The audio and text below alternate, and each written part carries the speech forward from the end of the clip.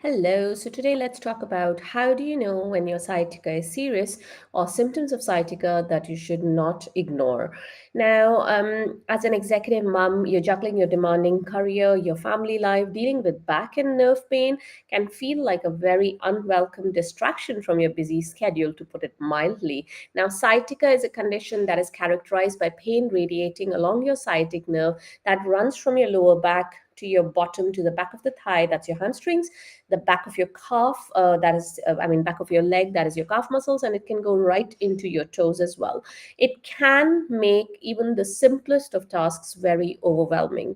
So while sciatica is often manageable with self-care and minor adjustments to your routine, or maybe even major ones to your posture, etc., there are times when some of the signs of sciatica should not be ignored.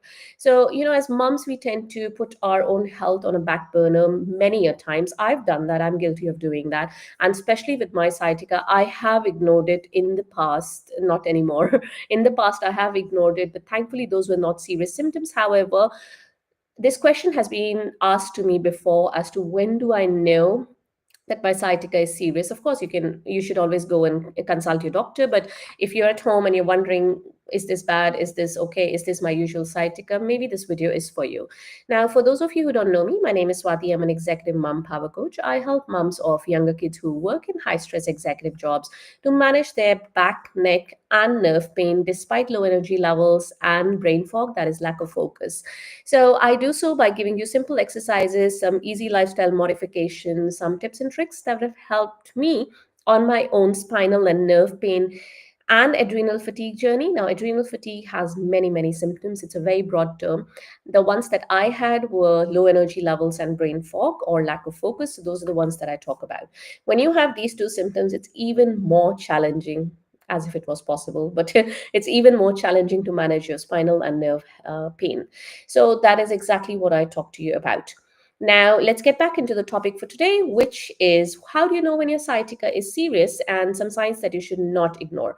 Now, as I said, sciatica occurs when your sciatic nerve, the longest and thickest nerve in your body that runs from your lower back, that is your lumbar vertebrae, down into your bottom, back of the leg, thigh and leg, and into your toes, that is being compressed or irritated either in the spine or anywhere along that route that I just spoke about, and it's known as sciatica. So, sciatica really is a symptom of that nerve being irritated or compressed in its path.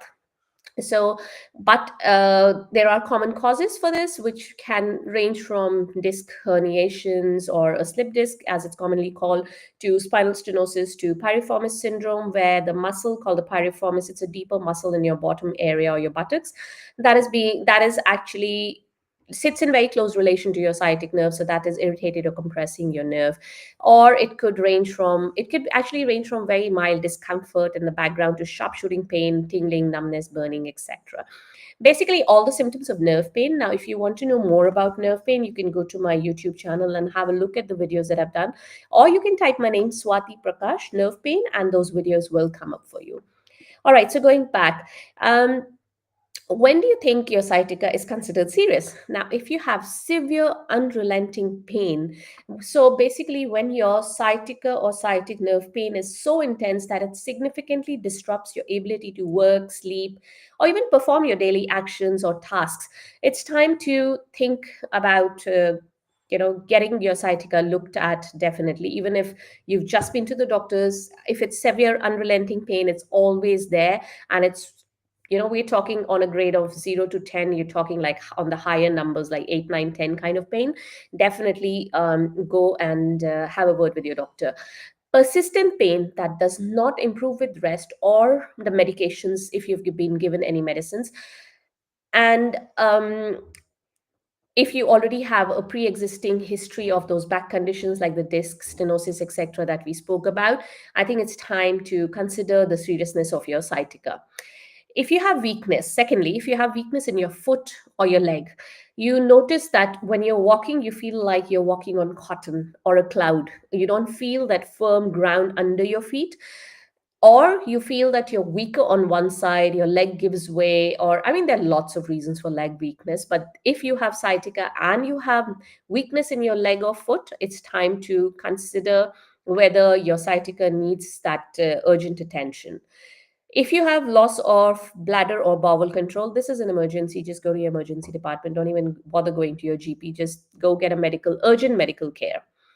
If you have tingling or numbness that is worsening over a period of time, and it's not getting better, it's actually getting worse, and you know you have sciatica or back issues, go and have a look at it. And especially if it is more in the inner thigh pelvic area, and it's worsening. I know, as I said, it's sciatica is at the back of the thigh, but if you do have worsening tingling and numbness, plus you have bladder bowel control problems, and the tingling numbness is also spreading to the inner thigh, have it looked at. That inner thigh is not a sciatica symptom, but it just goes with the point that I spoke about, bladder and bowel. The next one is if you have weakness or, sorry, worsening tingling or numbness in that distribution of the sciatic nerve, that is your bottom, back of the thigh, back of the leg, or in your feet, in your toes, it's not getting any better, or it's not staying stable, it's actually getting worse, then have it looked at. So now, if you want to know more about sciatica, there is a blog that I have written on the same topic, how do you know when your sciatica is serious.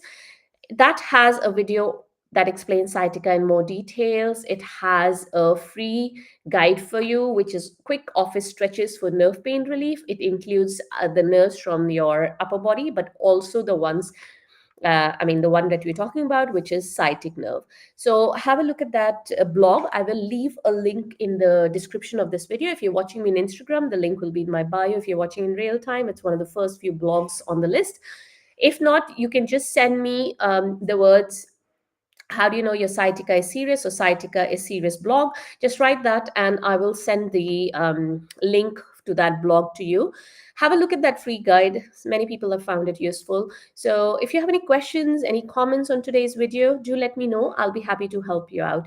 Alrighty, I'll see you guys next time. Bye for now.